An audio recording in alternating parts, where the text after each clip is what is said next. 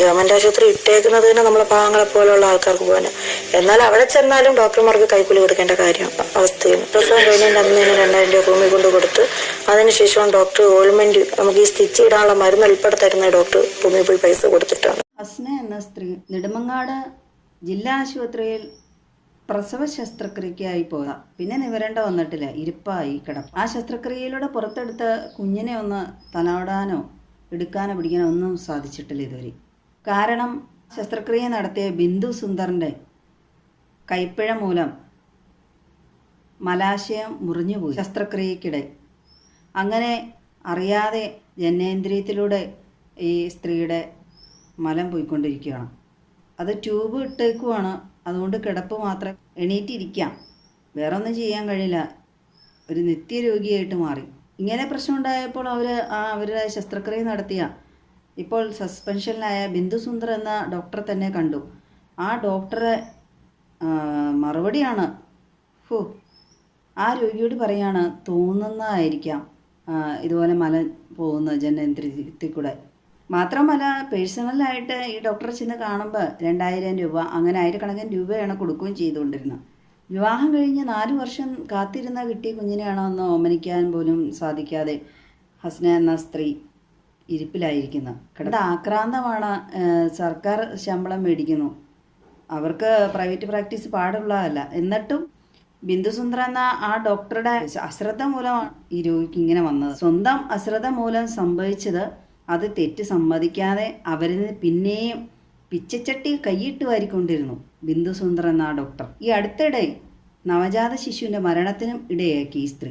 എങ്ങനെയാണ് അവർ വല്ല പണവും കൊടുത്ത് ഡോക്ടറായതായിരിക്കാനാണ് സാധ്യതയുള്ളത്. കാരണം സ്വന്തം അധ്വാനം കൊണ്ട് പഠിച്ച് പരീക്ഷ എഴുതി പാസ്സായി ജോലി മേടിക്കുന്ന ഒരാൾക്ക് ആത്മാർത്ഥത ഇച്ചിരിയെങ്കിലും കാണിക്കാതെ പറ്റില്ല. നവജാത ശിശുവിൻ്റെ അമ്മയുടെ അഭിമുഖമൊക്കെ ഉണ്ട് വാർത്തകളിൽ. അവരോടൊക്കെ വളരെ മോശമായിട്ടാണ് ഈ സ്ത്രീ എന്നും പെരുമാറുന്നത്. എന്തെങ്കിലും സംശയം ചോദിച്ചാൽ വളരെ ദേഷ്യപ്പെട്ടുള്ള മറുപടി, അവർക്ക് മാനസികമായ രീതിയിൽ തളർത്തുന്ന രീതിയിലുള്ള മറുപടികളൊക്കെയാണ് ഡോക്ടർ ബിന്ദു അവരോട് പറഞ്ഞുകൊണ്ടിരിക്കുന്നത്. ഇത്രയും കൈപ്പിഴ സംഭവിച്ച ഇതുപോലെ മനുഷ്യത്വമില്ലാതെ പെരുമാറുന്ന ഈ ഡോക്ടർ ബിന്ദു എന്ന സ്ത്രീയെ എന്തുകൊണ്ട് സസ്പെൻഡ് ചെയ്തു, പിരിച്ചുവിട്ടില്ല? അവരെ പിരിച്ചുവിടണം. കാരണം ഇനിയും മനുഷ്യന്മാർക്ക് ജീവിക്കാനുള്ളതാണ്.